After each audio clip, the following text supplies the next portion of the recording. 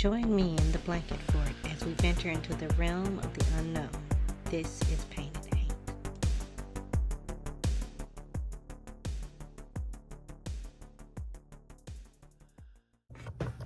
Welcome to the Painted Hank Halloween episode. My name is Adri Hayes, and I'm going to be your host for today. Actually, I'm your host all the time. But we're going to kick off the Halloween season with some local haunts. And we're going to be talking about the ghost of Kennesaw, Georgia. And there are a lot of ghost stories, but I'm going to focus on two areas. So, located 31 miles outside of Atlanta, sits the town of Kennesaw, Georgia. And in that town is an area, or a mountain, called Kennesaw Mountain. So what's interesting is that the original translation, so the not anglicized version, was Kennesaw, which is Cherokee.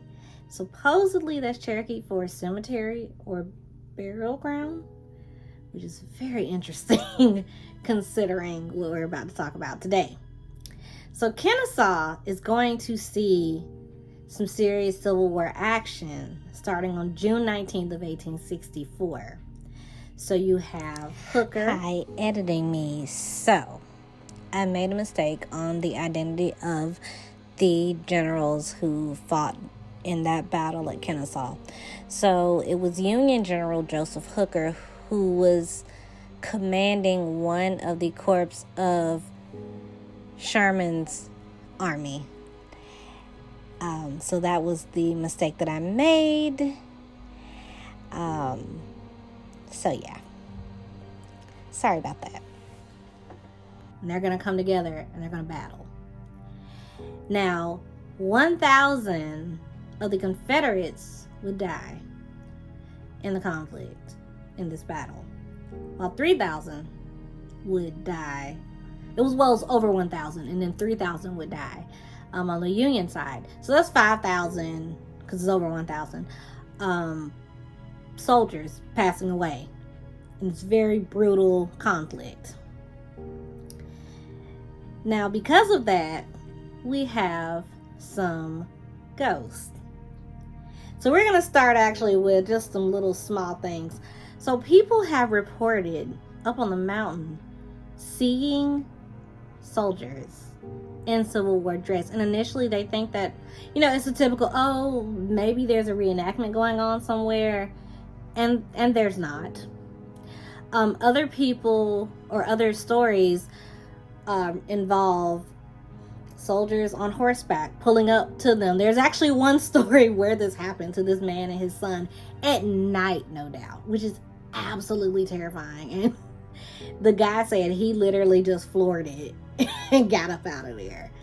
And I think he actually said that this soldier chased them until it just disappeared.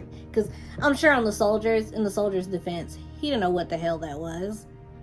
A horseless carriage? Witchcraft. I'm pretty sure he was like, I gotta shoot it. Which is terrifying if a ghost is trying to shoot at you.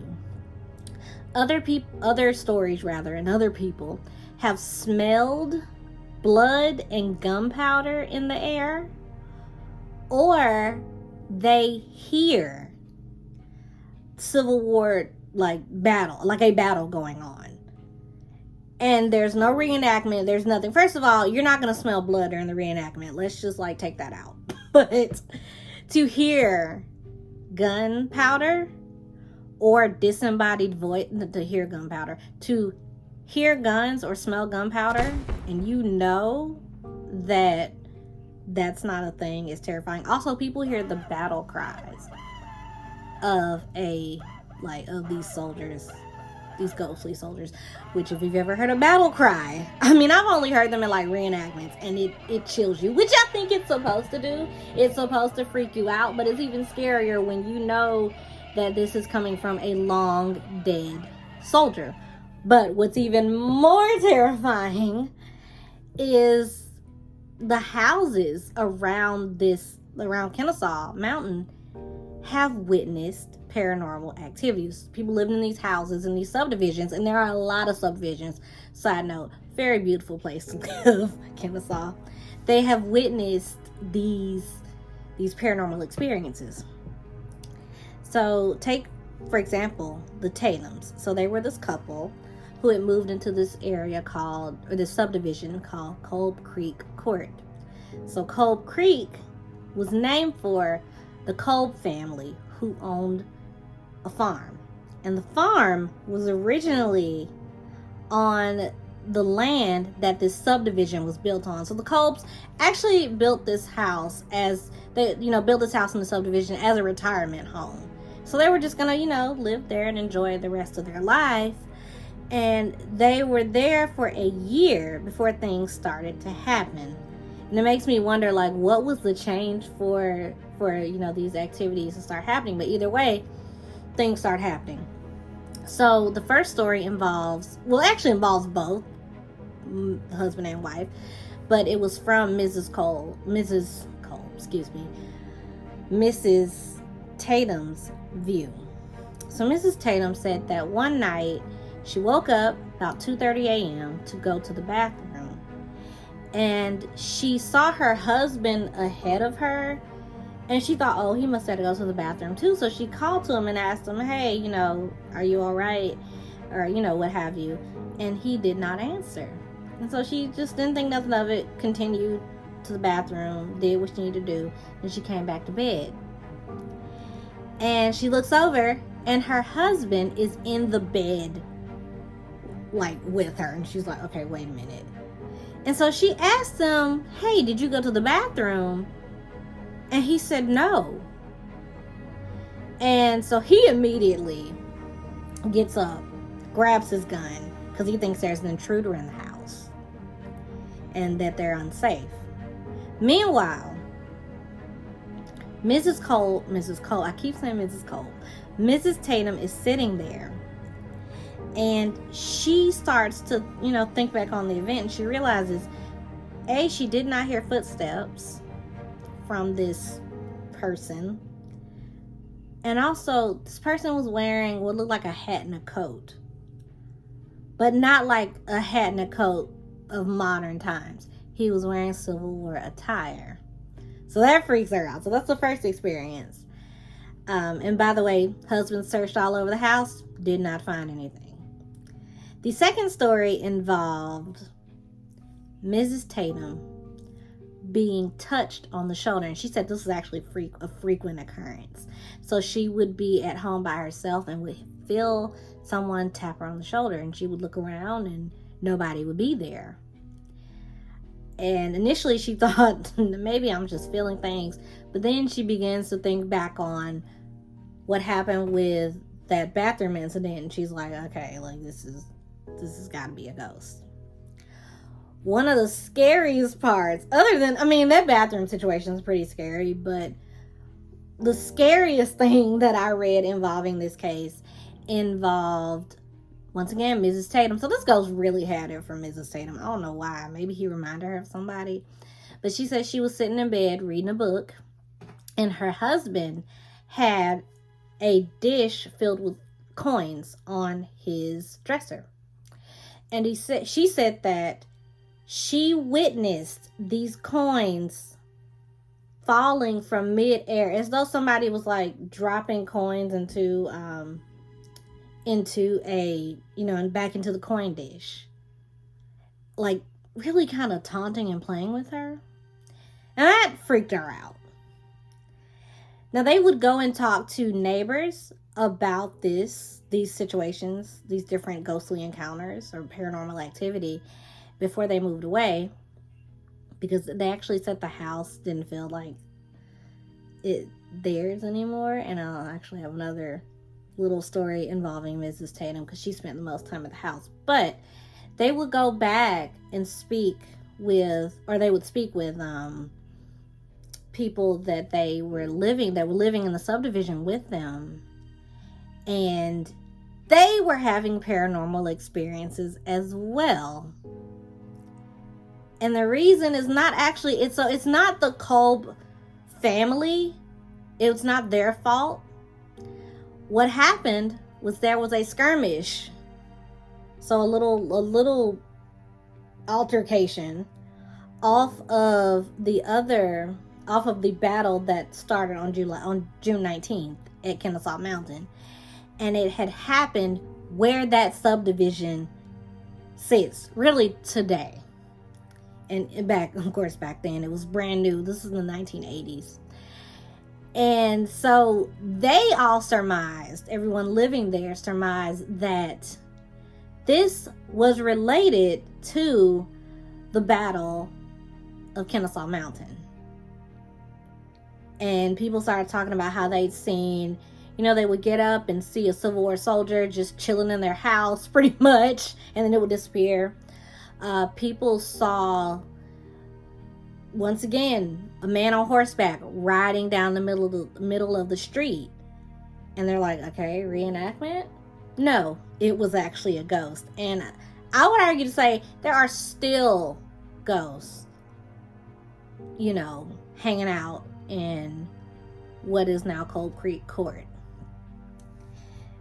And see, that reminds me. Okay, so wait, I forgot to tell y'all. So other than probably, them not feeling comfortable in the house, one room really freaked out Mrs. Tatum, and she said it was their guest room.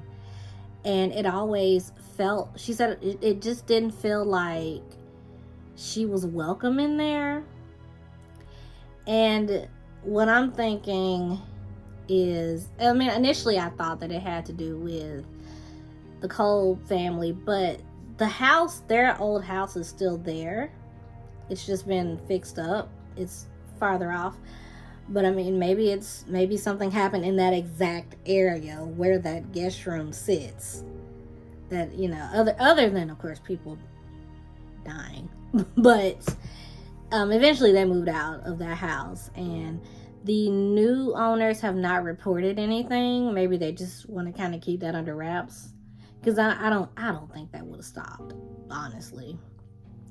But now let's talk about Fox 5 Atlanta. Yes, my people from Atlanta, Fox freaking 5. They have a ghost. And of course, because this is Atlanta, it is a Civil War ghost. So,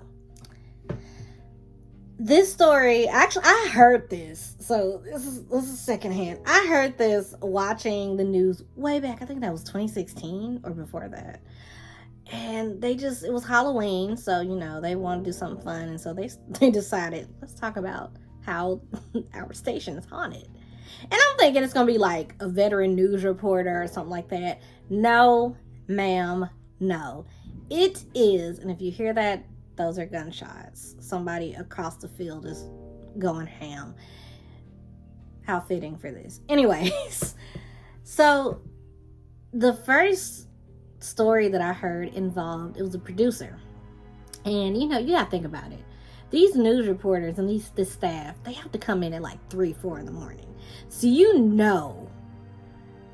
it's like a wrong place, wrong time situation. So she said she had gotten to work and she saw a man standing in the parking lot.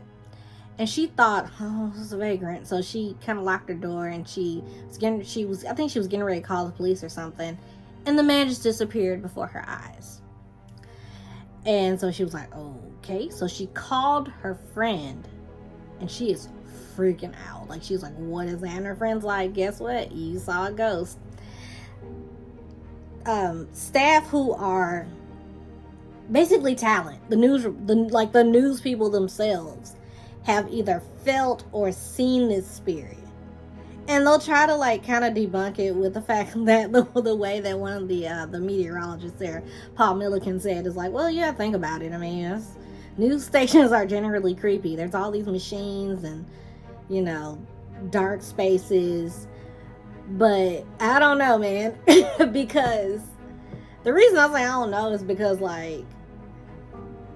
they ended up finding out, and I think there's a plaque on the land that states that before it was Fox 5, before it was a mansion, before it was all of that, it was a Civil War encampment.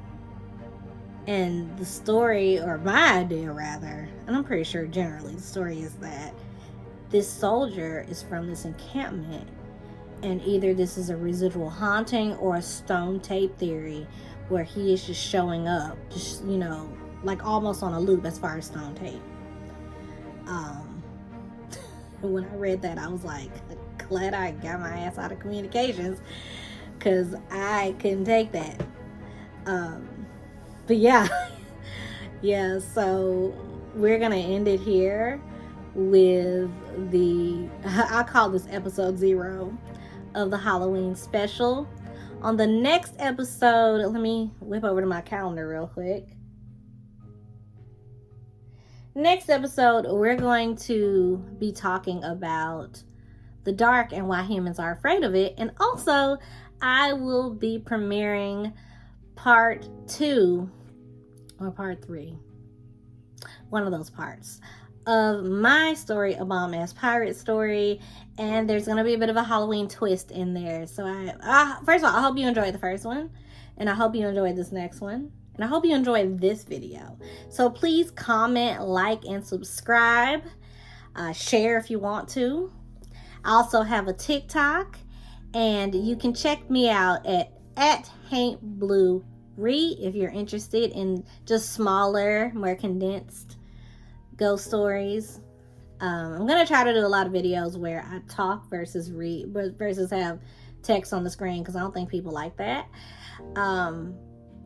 So I will see you on the next episode of Painted Haint. Bye.